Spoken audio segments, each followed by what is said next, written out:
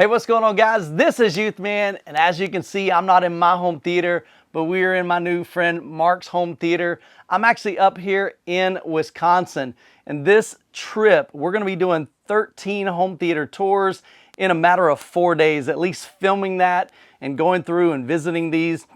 Tony is a good friend of mine.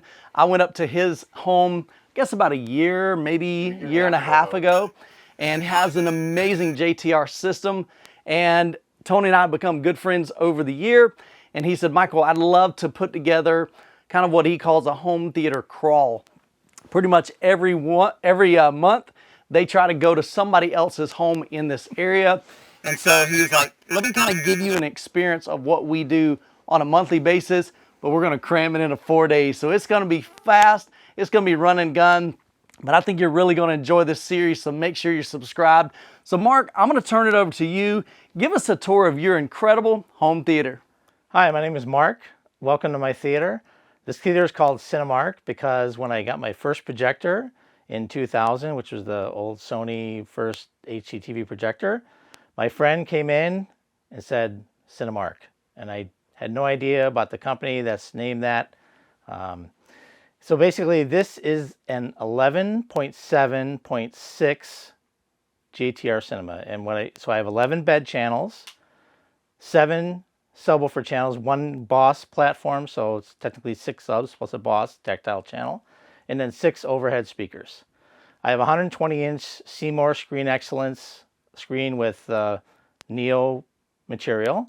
I have in the front soundstage, I have JTR 212 RTs for the front, left, center, right, the wide speakers. And in the surround position, I have JTR Noesis 212. And then in the surround 2 position, I have also JTR Noesis 212s. In the rear surrounds, I have JTR 1212s, which are from back in 2011. And the Atmos speakers are JTR single 8 low profile cabinets. So for my subwoofers, behind the screen, I have 2 JTR 4000 ULF in their standard cabinet configuration. The 2 side subs are the JTR 4000 ULF sofa table models. And in the rears, I have JTR 2400 ULFs. And the Boss platform has 6 JBL 12-inch drivers. The acoustic treatments in the room are all DIY.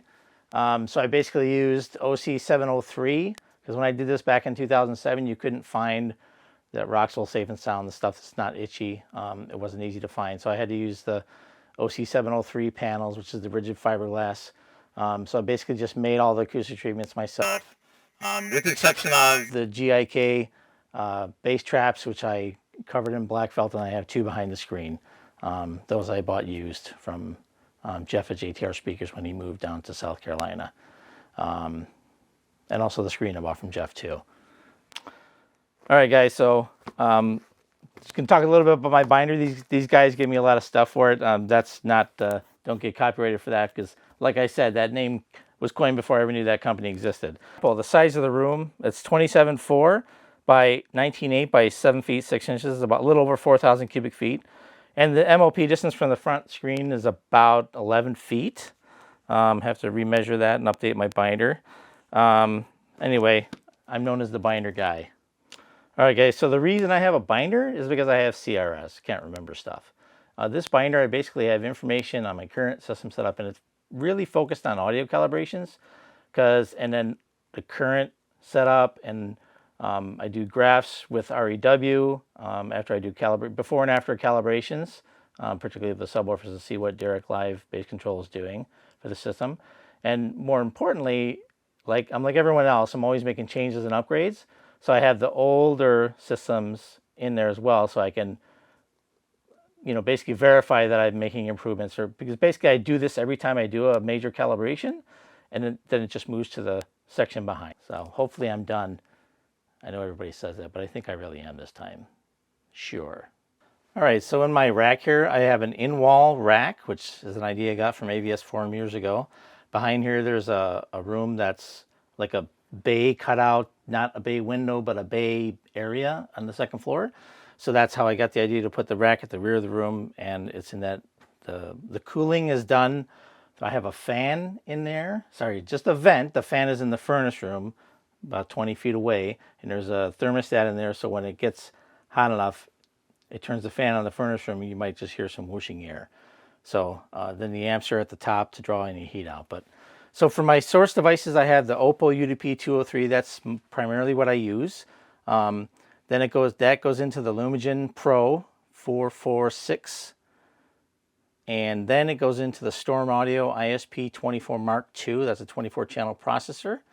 And from there, the amplification, the 2 amps on top there are the Buckeye Amplifiers with HyperX Class D modules. That is a manufacturer out of Ohio. He's using OEM HyperX modules to make those amps. These are before he started putting the logo on. He has the logo on the amps now. So those are 2 8-channel amps each. And then behind the screen, I have a Cherry 5-channel amplifier for the front, left, center, right, and the wide speakers.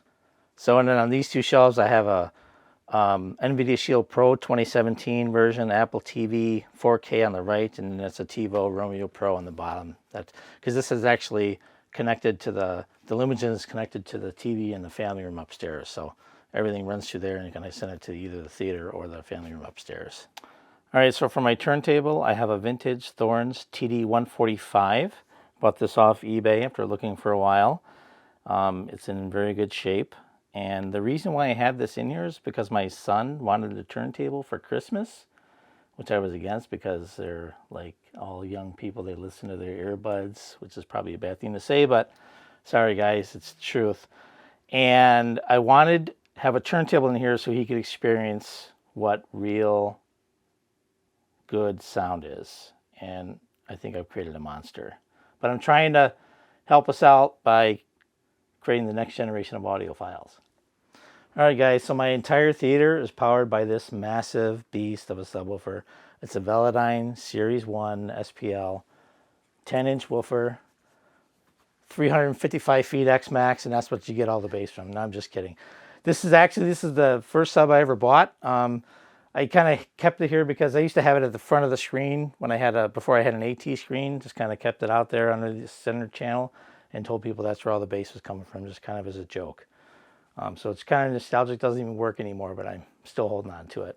All right, guys, scattered around the room, I have various objects, just kind of like some movie posters and various things. Some of them might be behind speakers because when I initially put them up, I didn't have so many speakers. And I have this diorama of The Matrix because I really like that movie. Actually, when I first saw that movie, I was stationed in Germany, in Berlin, and they had these smaller theaters that were very good, and I was just blown away by that movie. So I've always loved that movie. And my wife painted that painting for me. She also makes these. She does stamped books, and she made this JTR speakers one for me. So these signs are pretty popular. I heard about them on AVS forum years ago. Dolby True HD, DTS HD, Dolby Digital, and DTS ES, and obviously I don't have an Atmos one. But let me know if you know where to get one. All right, so I'm going to talk a little bit about the Boss platform. Shout out to Tim and all the guys in AVS forum that I first heard about this thing.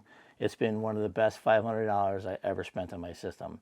Cost me about $500 at the time I bought everything around Black Friday. That's how much it cost. So if you look under here, so each chair has 2 JBL GX1200 12-inch drivers on it. It's a cantilever design, which means it's behind the seat because these Berkline chairs don't have enough space underneath them to fit the drivers. So it's actually right behind the rear frame of the seat. So when you recline, you actually get more impact in your chest because as you recline, your chest is moved over top of the drivers.